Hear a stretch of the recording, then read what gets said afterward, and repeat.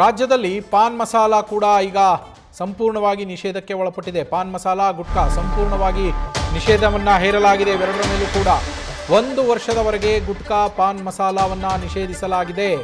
ತಂಬಾಕು ಹಾಗೆ ನಿಕೋಟಿನ್ ಅಂಶ ಇರುವಂತಹ ಉತ್ಪನ್ನಗಳನ್ನು ಬ್ಯಾನ್ ಮಾಡಲಾಗಿದೆ.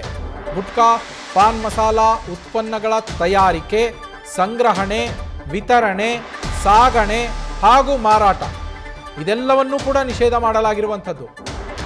ಸ್ಯಾಶೆ, ಪೌಚ್, ಪ್ಯಾಕ್ ಅಥವಾ ಬೇರೆ ಯಾವುದೇ ರೂಪದಲ್ಲೂ ಕೂಡ ಮಾರಾಟವನ್ನು ಮಾಡುವಂತಿಲ್ಲ ಅಂಥೇಳಿ ನಿಷೇಧ ಮಾಡಲಾಗಿದೆ. ಆಹಾರ ಸುರಕ್ಷತಾ ಇಲಾಖೆಯ ಆಯುಕ್ತರಿಂದ ಕಟ್ಟುನಿಟ್ಟಿನ ಆದೇಶವನ್ನು ಹೊರಡಿಸಲಾಗಿರುವಂಥದ್ದು.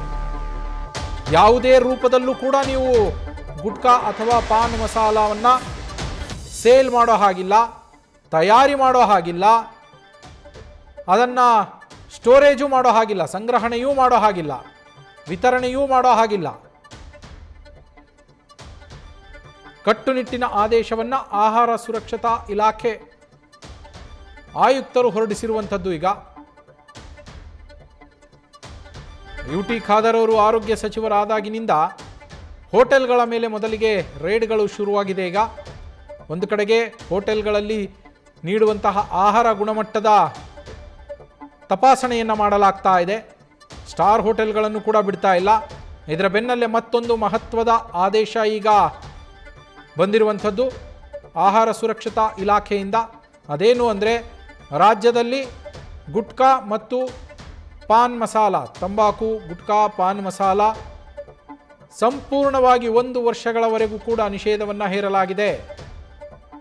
ಮುಂದಿನ 1 ವರ್ಷದವರೆಗೂ ಯಾವುದೇ ಕಾರಣಕ್ಕೂ ಇವುಗಳ ಉತ್ಪಾದನೆ, ಮಾರಾಟ, ವಿತರಣೆ, ಸಂಗ್ರಹಣೆ ಯಾವುದನ್ನೂ ಮಾಡೋ ಹಾಗಿಲ್ಲ.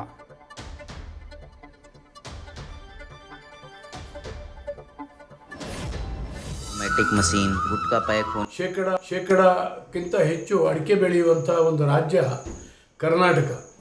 ಹಾಗಾಗಿ ಕರ್ನಾಟಕ ರಾಜ್ಯದ ಸರ್ಕಾರ ಅಡಿಕೆ ಬೆಳೆಗಾರರಿಗೆ ರಕ್ಷಣೆಯನ್ನು ಕೊಡಬೇಕಾಗಿತ್ತು, ಇದುವರೆಗೂ ಕೊಟ್ಕೊಂಡು ಬಂದಿತ್ತು.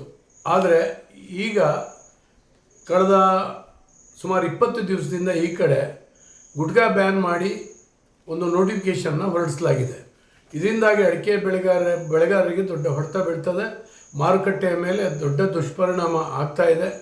ಇವತ್ತು ಅಡಿಕೆ ಬೆಳೆಯುವ ಸ್ಥಳದಲ್ಲೇ ಇದನ್ನು ಬ್ಯಾನ್ ಮಾಡಿದಾಗ ಇದರ ಹಿಂಸೆಯನ್ನು ರೈತರು ಅನುಭವಿಸಬೇಕಾದಂಥ ಒಂದು ಪರಿಸ್ಥಿತಿ ಇದೆ. ನಾನು ವಿನಂತಿ ಮಾಡ್ಕೊಳ್ತೇನೆ, ನಾಳೆ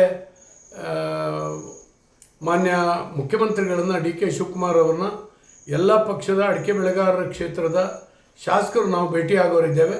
ನಾನು ಅನೇಕ ಶಾಸಕರುಗಳಿಗೆ ಫೋನ್ ಮಾಡಿ ವಿನಂತಿ ಮಾಡ್ಕೊಂಡಿದ್ದೀನಿ. ನಾಳೆ ಒಂದು ಟೈಮ್ ಫಿಕ್ಸ್ ಮಾಡ್ಕೊಂಡು ಮಾನ್ಯ ಮುಖ್ಯಮಂತ್ರಿಗಳನ್ನು ಭೇಟಿ ಮಾಡಿ ಈ ರೀತಿ ಆಗ್ತಾ ಇದೆ, ಇದರ ದುಷ್ಪರಿಣಾಮ ರೈತರ ಮೇಲೆ ಆಗ್ತಾ ಇದೆ. ಅಡಿಕೆ ಬೆಳೆ ಇವತ್ತು ಬಹಳ ವಿಸ್ತಾರ ಆಗಿದೆ. ಸುಮಾರು 12 ಜಿಲ್ಲೆಗಿಂತ ಹೆಚ್ಚು ಜಿಲ್ಲೆಗಳಲ್ಲಿ ಅಡಿಕೆಯನ್ನು ವ್ಯಾಪಕವಾಗಿ ಬೆಳೀತಾ ಇದ್ದಾರೆ. ತರಿಯನ್ನು ತೆಗೆದು ಅಡಿಕೆಯನ್ನು ಹಾಕಿದ್ದಾರೆ. ಮತ್ತು ಅಡಿಕೆಯನ್ನು ಕಡಿದು ಹಾಕಲಿಕ್ಕೆ ಸಾಧ್ಯ ಆಗೋದಿಲ್ಲ. ಇಂಥ ಒಂದು ಪರಿಸ್ಥಿತಿಯಲ್ಲಿ ತಾವು ರೈತರ ಕಲ್ಯಾಣವನ್ನು ಬಯಸಬೇಕು ಅಂತೇಳಿ ಹೇಳಿ ನಾಳೆ ವಿನಂತಿ ಮಾಡ್ಕೊಂಡು ನಮ್ಮ ಸ್ಪೆಷಲ್ ಕರೆಸ್ಪಾಂಡೆಂಟ್ ಚಂದ್ರಮೋಹನ್ ಲೈವ್ನಲ್ಲಿ ಜಾಯಿನ್ ಆಗಿದ್ದಾರೆ. ಚಂದ್ರಮೋಹನ್, ಸರ್ಕಾರ ಈಗ ತೆಗೆದುಕೊಂಡಿರುವಂತಹ ಈ ನಿಷೇಧದ ಒಂದು ಆದೇಶ ಏನು ಕೊಟ್ಟಿದೆ, ಈ ಕ್ರಮವನ್ನು ಏನು ತೆಗೆದುಕೊಂಡಿದೆ, ಇದು ಹಲವು ಅಡಿಕೆ ಬೆಳೆಗಾರರ ಮೇಲೆ ಅವರಿಗೆ ಒಂದು ಪೆಟ್ಟನ್ನು ಕೊಡುತ್ತೆ, ಹೊಡೆತವನ್ನು ಕೊಡುತ್ತೆ. ಯಾವ ರೀತಿ ಇದನ್ನು ವಿಶ್ಲೇಷಣೆ ಮಾಡ್ಬೋದು ಚಂದ್ರಮೋಹನ್? ಹೌದು ನವೀನ್, ಮುಖ್ಯವಾಗಿ ನಮ್ಮ ರಾಜ್ಯದಲ್ಲಿ ಪಶ್ಚಿಮ ಘಟ್ಟ ಪ್ರದೇಶ, ಮಲೆನಾಡು ಜಿಲ್ಲೆಗಳು ಮತ್ತು ಬಯಲುಸೀಮೆಯ ಪ್ರದೇಶಗಳಲ್ಲೂ ಕೂಡ ಈಗ ಇತ್ತೀಚಿನ ವರ್ಷಗಳಲ್ಲಿ ರೈತರು ಹೆಚ್ಚಾಗಿ ಅಡಿಕೆ ಬೆಳೆಯನ್ನು ಬೆಳೀತಾ ಇದ್ದಾರೆ. ಮುಖ್ಯವಾಗಿ ತೆಂಗು ಬೆಳೆಯುತ್ತಿದ್ದಂಥ ಪ್ರದೇಶಗಳಲ್ಲೂ ಕೂಡ ಅಡಿಕೆ ಬೆಳೆಯನ್ನು ಹೆಚ್ಚಿನ ಪ್ರಮಾಣದಲ್ಲಿ ಬೆಳೀಲಾಗ್ತಾ ಇದೆ. ಇದಕ್ಕೆ ಕಾರಣ ಅಂದರೆ ತೆಂಗಿಗಿಂತ ಹೆಚ್ಚಿನ ಆದಾಯ ಅಡಿಕೆಯಿಂದ ಸಿಗ್ತಾ ಇದೆ. ಹಾಗಾಗಿ ಅಡಿಕೆ ಬೆಳೆಯನ್ನು ಹೆಚ್ಚಿನ ಪ್ರಮಾಣದಲ್ಲಿ ಬಯಲುಸೀಮೆಯ ರೈತರು ಕೂಡ ಬೆಳೀತಾ ಇದ್ದಾರೆ. ಆದರೆ ಈಗ ರಾಜ್ಯ ಸರ್ಕಾರ ಮುಂದಿನ 1 ವರ್ಷದವರೆಗೆ ರಾಜ್ಯಾದ್ಯಂತ ಗುಟ್ಕಾ, ಪಾನ್ ಮಸಾಲವನ್ನು ಬ್ಯಾನ್ ಮಾಡಿದೆ.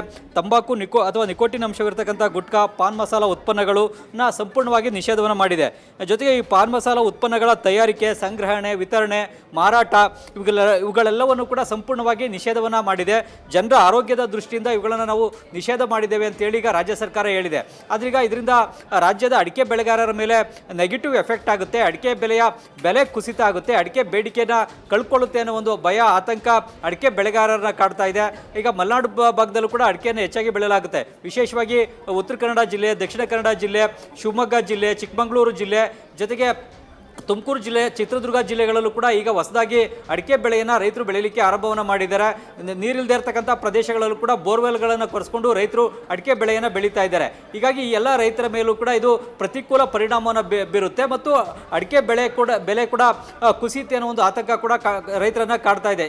ಜೊತೆಗೆ ಈಗಾಗಲೇ ನಮ್ಮ ದೇಶದಲ್ಲಿ ಮತ್ತು ನಮ್ಮ ರಾಜ್ಯದ ಅಡಿಕೆಗೂ ಕೂಡ ವಿದೇಶಿ ಅಡಿಕೆಯಿಂದ ಸಾಕಷ್ಟು ಪೆಟ್ಟು ಬೀಳ್ತಾ ಇದೆ. ವಿದೇಶಿ ಕಳಪೆ ಗುಣಮಟ್ಟದ ಅಡಿಕೆ ನಮ್ಮ ಭಾರತಕ್ಕೆ ಆಮದಾಗ್ತಾ ಇದೆ. ಆ ಕಳಪೆ ಗುಣಮಟ್ಟದ ಅಡಿಕೆ ಆಮದಾಗೋದ್ರಿಂದ ಅದನ್ನ ನಮ್ಮ ಉತ್ತಮ ಗುಣಮಟ್ಟದ ಅಡಿಕೆ ಜೊತೆ ಮಿಕ್ಸ್ ಮಾಡಿ ಮಾರಾಟ ಮಾಡತಕ್ಕಂಥ ಕೃತ್ಯಗಳು ಕೂಡ ಅಲ್ಲಲ್ಲಿ ನಡೀತಾ ಇವೆ. ಜೊತೆಗೆ ವಿದೇಶಿ ಕಳಪೆ ಗುಣಮಟ್ಟದ ಅಡಿಕೆ ಆಮದಿನಿಂದಲೂ ಕೂಡ ದೇಶೀಯ ಅಡಿಕೆ ಕೂಡ ಬೇಡಿಕೆಯನ್ನು ಕಳ್ಕೊಳ್ತಾ ಇತ್ತು. ಇದೆಲ್ಲವನ್ನು ಕೂಡ ನಿಲ್ಲಿಸಬೇಕು ಅಂತೇಳಿ ಅಡಿಕೆ ಬೆಳೀತಕ್ಕಂಥ ಭಾಗಗಳ ಜನಪ್ರತಿನಿಧಿಗಳು ಕೇಂದ್ರ ಸರ್ಕಾರದ ಮೇಲೂ ಕೂಡ ಒತ್ತಡವನ್ನು ಹೇರಿದ್ರು. ಜೊತೆಗೆ ರಾಜ್ಯ ಸರ್ಕಾರದ ಮೇಲೂ ಕೂಡ ಕ್ರಮವನ್ನು ಕೈಗೊಳ್ಳಲಿಕ್ಕೆ ಒತ್ತಾಯವನ್ನು ಕೂಡ ಮಾಡಿದ್ರು. ಇತ್ತೀಚೆಗೆ ಮಹಾರಾಷ್ಟ್ರ ರಾಜ್ಯದಲ್ಲೂ ಕೂಡ ಅಡಿಕೆ ಟ್ರಕ್ಗಳನ್ನು ಸಾಗಾಟ ಮಾಡಲಿಕ್ಕೆ ಮುಕ್ತವಾಗಿ ಸಂಚಾರ ಮಾಡಲಿಕ್ಕೆ ಅವಕಾಶ ಕೊಡದೇ ಇದ್ರ ಕಾರಣದಿಂದ ಕೂಡ ಅಡಿಕೆ ಟ್ರಕ್ಗಳು ಕರ್ನಾಟಕ ಮತ್ತು ಮಹಾರಾಷ್ಟ್ರದ ಗಡಿನಲ್ಲೇ ನಿಂತ್ಕೊಂಡ್ಬಿಟ್ಟಿದ್ವು. ಮಹಾರಾಷ್ಟ್ರದಲ್ಲೂ ಕೂಡ ಸ್ಥಗಿತ ಆಗಿದ್ವು. ಆ ವೇಳೆನಲ್ಲೂ ಕೂಡ ರಾಜ್ಯದ ಸಂಸದರುಗಳು, ಕೇಂದ್ರ ಸಚಿವರುಗಳು, MLAಗಳು ಎಲ್ಲರೂ ಕೂಡ ಮಹಾರಾಷ್ಟ್ರದ CM ದೇವೇಂದ್ರ ಫಡ್ನವೀಸ್ ಅವರನ್ನ ಭೇಟಿಯಾಗಿ ಅಡಿಕೆ ಟ್ರಕ್ಗಳ ಮುಕ್ತ ಸಂಚಾರಕ್ಕೆ ಅವಕಾಶ ಕೊಡಬೇಕು ಅಂತೇಳಿ ಮನವಿಯನ್ನು ಮಾಡಿಕೊಂಡು ಅಡಿಕೆ ಟ್ರಕ್ಗಳ ಸಾಗಾಟಕ್ಕೆ ಅವಕಾಶವನ್ನು ಮಾಡಿಕೊಡಲಾಗಿತ್ತು. ಆದ್ರೀಗ ಗುಟ್ಕಾ, ಪಾನ್ ಮಸಾಲ ಈ ಎಲ್ಲ ಉತ್ಪನ್ನಗಳನ್ನು ಕೂಡ ಮುಂದಿನ 1 ವರ್ಷದವರೆಗೆ ನಿಷೇಧ ಮಾಡಿರೋದ್ರಿಂದ ಇದರ ನೇರವಾದಂಥ ಪರಿಣಾಮ ರಾಜ್ಯದ ಅಡಿಕೆ ಬೆಳೆಗಾರರ ಮೇಲೆ ಉಂಟಾಗುತ್ತೆ. ಹಾಗಾಗಿ ಈ ಒಂದು ತೀರ್ಮಾನವನ್ನು ಈಗ ಮರುಪರಿಶೀಲನೆ ಮಾಡಬೇಕು ಅಂತೇಳಿ ಈಗ ಶಿವಮೊಗ್ಗ ಜಿಲ್ಲೆಯ ತೀರ್ಥಹಳ್ಳಿ ವಿಧಾನಸಭಾ ಕ್ಷೇತ್ರದ MLA ಆಗಿರ್ತಕ್ಕಂಥ ಅರ್ಗ ಜ್ಞಾನೇಂದ್ರ ಕೂಡ ಒತ್ತಾಯವನ್ನು ಮಾಡ್ತಾ ಇದ್ದಾರೆ. ಇದ್ರ ಬಗ್ಗೆ ನಾವು ಜನಪ್ರತಿನಿಧಿಗಳ ನಿಯೋಗ ಮುಖ್ಯಮಂತ್ರಿಗಳನ್ನ ಭೇಟಿಯಾಗಿ ಮನವಿಯನ್ನು ಮಾಡ್ತೇವೆ. ಮುಖ್ಯಮಂತ್ರಿಗಳಿಗೆ ಈ ಒಂದು ತೀರ್ಮಾನದಿಂದ ಹಿಂದೆ ಸರಿಬೇಕು ಅಂತೇಳಿ ಮನವಿಯನ್ನು ಮಾಡ್ತೇವೆ ಅಂತೇಳಿ ಹೇಳ್ತಾ ಇದ್ದಾರೆ. ಜೊತೆಗೆ 12ಕ್ಕೂ ಹೆಚ್ಚು ಜಿಲ್ಲೆಗಳಲ್ಲಿ ಈಗ ವ್ಯಾಪಕವಾಗಿ ಅಡಿಕೆ ಬೆಳೆಯನ್ನು ಬೆಳೆಯಲಾಗ್ತಾ ಇದೆ. ಹಾಗಾಗಿ ಅಡಿಕೆ ಬೆಳೆಗಾರರ ಕಲ್ಯಾಣಕ್ಕೆ, ಬೆಂಬಲಕ್ಕೆ, ರಕ್ಷಣೆಗೆ ರಾಜ್ಯ ಸರ್ಕಾರ ಮುಂದಾಗಬೇಕು. ಈ ರೀತಿಯಾಗಿ ಗುಟ್ಕಾ, ಪಾನ್ ಮಸಾಲ ಮತ್ತು ಬೇರೆ ಬೇರೆ ಉತ್ಪನ್ನಗಳನ್ನು ಬ್ಯಾನ್ ಮಾಡೋದ್ರಿಂದಾಗಿ ಅಡಿಕೆ ಬೆಳೆಗಾರರಿಗೆ ಹೊಡೆತವನ್ನು ಬೀಳುತ್ತೆ ಮತ್ತು ಅಡಿಕೆ ಬೆಲೆ ಕೂಡ ಕುಸಿದೋಗುತ್ತೆ ಅನ್ನೋ ಒಂದು ಆತಂಕ ಈಗ ಅಡಿಕೆ ಬೆಳೆಗಾರರನ್ನ ಕಾಡ್ತಾ ಇದೆ. ನವೀನ್, ಚಂದ್ರಮೋಹನ್, ಒಂದು ವೇಳೆ ಸರ್ಕಾರ ತನ್ನ ನಿರ್ಧಾರವನ್ನು ಬದಲಿಸದೇ ಇದ್ದರೆ, ಆಹಾರ ಇಲಾಖೆ ತನ್ನ ನಿರ್ಧಾರವನ್ನು ಬದಲಿಸದೆ ನಾವು ನಿಷೇಧವನ್ನು ಮುಂದುವರಿಸ್ತೀವಿ ಅಂತ ಹೇಳಿದ್ರೆ ಆಗ ಅಡಿಕೆ ಬೆಳೆಗಾರರ ಪರಿಸ್ಥಿತಿ ಏನು? ಅವರಿಗೆ ಪರ್ಯಾಯ ವ್ಯವಸ್ಥೆ ಏನು, ಪರಿಹಾರ ಏನು? ನವೀನ್, ಈಗ ಮುಖ್ಯವಾಗಿ ಈಗ ರಾಜ್ಯದಲ್ಲಿ ಅಡಿಕೆ ಬೆಳೀತಕ್ಕಂಥ ರೈತರು 12 ಜಿಲ್ಲೆಗಳಲ್ಲಿದ್ದಾರೆ. ಈಗ ಪಾನ್ ಮಸಾಲ, ಗುಟ್ಕಾ ಇವುಗಳೆಲ್ಲವನ್ನು ಕೂಡ ಬ್ಯಾನ್ ಮಾಡೋದ್ರಿಂದಾಗಿ ರಾಜ್ಯದಲ್ಲಿ ಅಡಿಕೆಗೆ ಬೇಡಿಕೆ ಕುಸಿಯುತ್ತೆ. ಹಾಗಾಗಿ ಇಲ್ಲಿ ಉತ್ಪಾದನೆ ಅಂತ ಅಡಿಕೆಯನ್ನು ಬೇರೆ ರಾಜ್ಯಗಳಿಗೆ ಕಳಿಸ್ಬೇಕಾಗುತ್ತೆ, ಇಲ್ಲ ಬೇರೆ ದೇಶಗಳಿಗೆ ಎಕ್ಸ್ಪೋರ್ಟ್ ಮಾಡಬೇಕಾಗುತ್ತೆ. ಆ ನಿಟ್ಟಿನಲ್ಲಿ ಅಡಿಕೆ ಬೆಳೀತಕ್ಕಂಥ ಪ್ರದೇಶಗಳಲ್ಲಿರ್ತಕ್ಕಂಥ ವರ್ತಕರು ಮತ್ತು ರಾಜ್ಯ ಸರ್ಕಾರ ಕ್ರಮವನ್ನು ಕೈಗೊಳ್ಳಬೇಕಾಗುತ್ತೆ. ಆದರೆ ಬೇರೆ ರಾಜ್ಯಗಳಲ್ಲೂ ಕೂಡ ಬೇಡಿಕೆ ಇಲ್ಲದೇ ಇದ್ದಂಥ ಸಂದರ್ಭದಲ್ಲಿ ಅಂತಿಮವಾಗಿ ಅಡಿಕೆ ಬೆಲೆ ಕುಸಿತ ಆಗುತ್ತೆ. ಅದರ ಹೊಡೆತ ಅಡಿಕೆ ಬೆಳೆಗಾರರಿಗೆ ತಟ್ಟುತ್ತೆ. ಈಗ ಮುಖ್ಯವಾಗಿ ಕ್ವಿಂಟಾಲ್ಗೆ ಕೆಲವು ಸಂದರ್ಭಗಳಲ್ಲಿ 30,000, 40,000, 45,000 ಕೂಡ ಅಡಿಕೆ ಬೆಲೆ ಇತ್ತು. ಇದರಿಂದಾಗಿಯೇ ರೈತರು ಮುಗಿಬಿದ್ದು ಅಡಿಕೆ ಬೆಳೆಯನ್ನು ಬೆಳೀಲಿಕ್ಕೆ ಮುಂದಾಗಿದ್ದಾರೆ.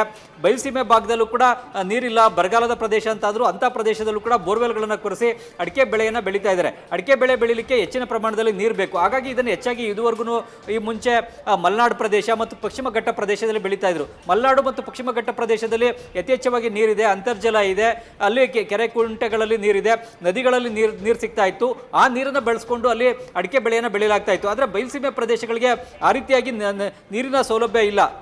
ನೀರಾವರಿ ಪ್ರದೇಶಗಳು ಕಡಿಮೆ, ನದಿ ನೀರನ್ನ ಪ್ರದೇಶಗಳು ಕೂಡ ಬಯಲುಸೀಮೆ ಪ್ರದೇಶದಲ್ಲಿ ಕಡಿಮೆ. ಆದರೆ ಬಯಲುಸೀಮೆ ಪ್ರದೇಶಗಳಲ್ಲೂ ಕೂಡ ಅಡಿಕೆಗೆ ಒಳ್ಳೆಯವಾದ ಬೆಲೆ ಸಿಗ್ತಾ ಇದೆ, ಹೆಚ್ಚಿನ ಬೆಲೆ ಸಿಗ್ತಾ ಇದೆ ಅನ್ನೋ ಕಾರಣಕ್ಕಾಗಿಯೇ ರೈತರು ಬೋರ್ವೆಲ್ಗಳನ್ನು ಕೊರೆಸ್ಕೊಂಡೇ ಅಡಿಕೆ ಬೆಳೆಯನ್ನು ಬೆಳೀಲಿಕ್ಕೆ ಆರಂಭವನ್ನು ಮಾಡಿದ್ರು. ಇದರಿಂದಾಗಿ ತೆಂಗು ಬೆಳೆಯುವಂಥ ಪ್ರದೇಶದ ಪ್ರಮಾಣ ಕಡಿಮೆ ಆಗ್ತಾ ಇತ್ತು ಮತ್ತು ಅಡಿಕೆ ಬೆಳೆಯುವಂಥ ಪ್ರದೇಶದ ಪ್ರಮಾಣ ಹೆಚ್ಚಾಗ್ತಾ ಇತ್ತು.